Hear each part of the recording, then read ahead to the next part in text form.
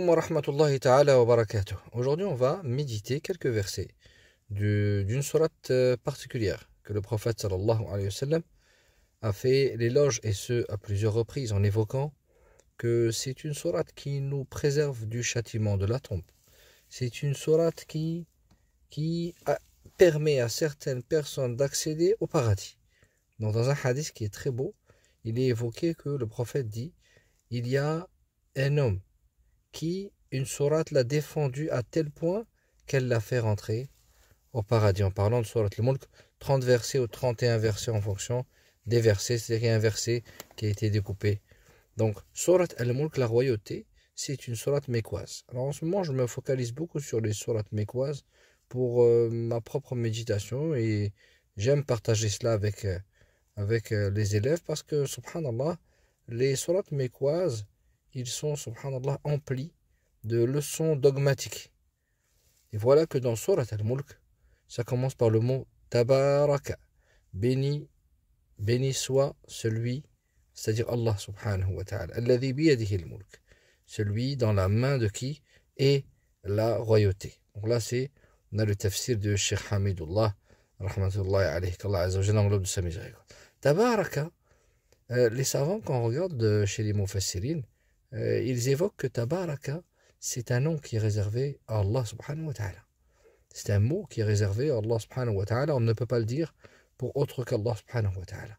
Tabaraka, on y tire ici comme enseignement qu'il est la source des biens pour toutes les créatures. Pour toutes les créatures. Celles qui l'adorent et celles qui le renient, les humains et les non-humains. Allah subhanahu wa ta'ala ya'ummuhum bi khayrati. Allah subhanahu wa ta'ala les comble de ses bienfaits. C'est pour ça qu'on peut dire à un homme insanun, ou on peut même dire à une chose mubarak, quelque chose qui est mubaraka. On a Aïssa alayhi salam dans Surat Maryam qui nous dit: Waja'alani mubaraka. Il a fait de moi que je sois béni. Mais Allah subhanahu wa ta'ala est la source de la bénédiction, et nous on peut contenir une quantité de bénédiction. Biyadihi al-mulk, entre ses mains la royauté. Alors ici, la royauté, quand on va chercher dans les tafassirs, il est évoqué le royaume visible et le royaume invisible. Il est évoqué le royaume d'ici-bas et le royaume de l'au-delà. Wa huwa ala kulli shay'in qadir. Et il est capable de tout, il est omnipotent, subhanah. Parce que tu peux très bien être roi, et finalement tu es peut-être même roi dans un certain royaume, mais tu ne peux pas tout savoir et tu n'es pas capable de tout. Mais lui, Allah subhanahu wa ta'ala, le roi des rois, d'ailleurs ce qualificatif, les savants ont dit qu'il est réservé à Allah, interdit aux humains de dire le roi des rois, parce que c'est Allah subhanahu wa ta'ala, quant à lui, il est capable de toutes choses, subhanahu. Alladhi khalaqa al-mawta wal-hayat. Celui qui a créé la mort et la vie. Alors c'est intéressant. Pourquoi il n'est pas dit la vie d'abord et la mort ensuite? Alors les savants, ils ont dit celui qui a créé la mort, car nous vivons dans ce monde d'ici-bas, avec une visée qui est la mort. Tandis que notre vie de l'au-delà sera pour la vie. C'est-à-dire la réelle vie, ça sera l'autre, celle de l'au-delà. Et cette vie qu'on est en train de vivre, ce n'est que une vie d'examen. Alladhi khalaqa al-maut. Et les savants ont dit, Ibn al-Qayyim, il évoque quelque chose de très intéressant. Il dit parce que justement, le meilleur des musulmans, celui qui appelle Allah subhanahu wa ta'ala, c'est celui qui place la mort entre ses deux yeux. C'est celui-ci qui va être le meilleur, et qui va tellement être le meilleur qu'il va appeler les autres à Allah subhanahu wa ta'ala. Liyabluwakum ayyukum ahsanu amala. Afin de vous éprouver et de savoir qui de vous est le meilleur en œuvre. Alors ce qui est intéressant, c'est qu'il n'est pas écrit ici ayyukum aktharu amala. Il n'est pas évoqué celui qui a le plus d'œuvres, mais il est évoqué qui aura la meilleure des œuvres. Alors c'est dans cela qu'on doit y être. Le Fadayl ibn Ayyad, quand il explique ahsanu amala, il dit akhlasuhu wa aswabuhu. Il dit la meilleure des œuvres, c'est l'œuvre la plus sincère et la plus droite, c'est-à-dire qui est comme ce qui nous est demandé par l'injonction divine par Allah subhanahu wa ta'ala. C'est-à-dire que je vais faire attention que mes adorations sont justement, ou prennent leur source dans les demandes d'Allah subhanahu wa ta'ala, dans ses ordres, et je m'interdis bien sûr les interdictions que m'a donné mon Seigneur.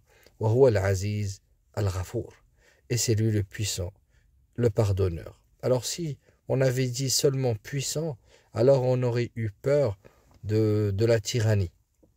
Et si on avait dit seulement pardonneur, combien de gens parmi les humains profitent lorsque il y a un trop-plein de pardon? Alors là, pour le juste équilibre, qui est l'équilibre d'Allah subhanahu wa ta'ala, Al-Aziz, Al-Ghafour, qui est le puissant, le pardonneur.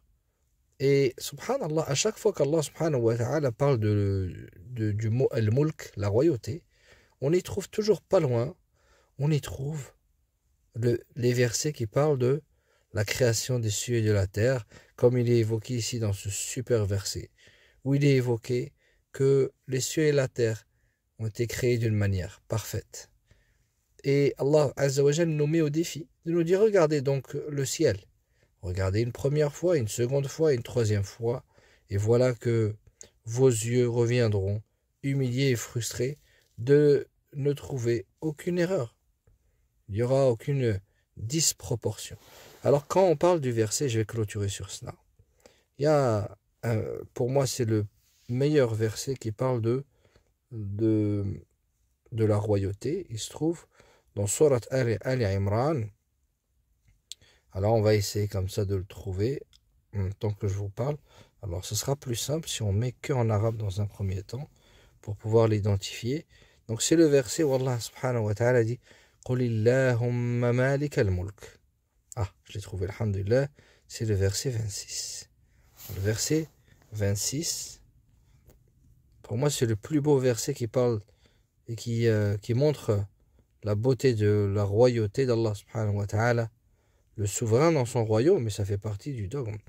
Alors ici, dis, c'est-à-dire dis Muhammad, dis à ta communauté, ô Allah, maître de l'autorité absolue, قُلِ اللَّهُمَّ مَالِكَ الْمُلْكِ تُؤْتِي الْمُلْكَ مَنْ تَشَاءُ. Tu donnes l'autorité à qui tu veux. وَتَنْزِعُ الْمُلْكَ مِمَّنْ تَشَاءُ. Et tu arraches l'autorité à qui tu veux. وَتُعِزُّ مَنْ تَشَاءُ. Et tu donnes la puissance à qui tu veux. وَتُذِلُّ مَنْ تَشَاءُ. Et tu humilies qui tu veux. بِيَدِكَ الْخَيْرُ. Le bien est en ta main. Innaka ala kulli shay'in qadir. Tu es omnipotent, capable de tout. Alors c'est intéressant parce qu'on parle de royauté, on revient encore sur ala kulli shay'in qadir, capable de tout. On demande à Allah subhanahu wa ta'ala d'aider nos frères en Palestine et de soigner nos cœurs et de nous guider vers lui ici-bas, qu'il nous accorde sa satisfaction sur terre, sous terre, et le jour où on sortira de terre. Wassalamu alaikum wa rahmatullahi ta'ala wa barakatuh.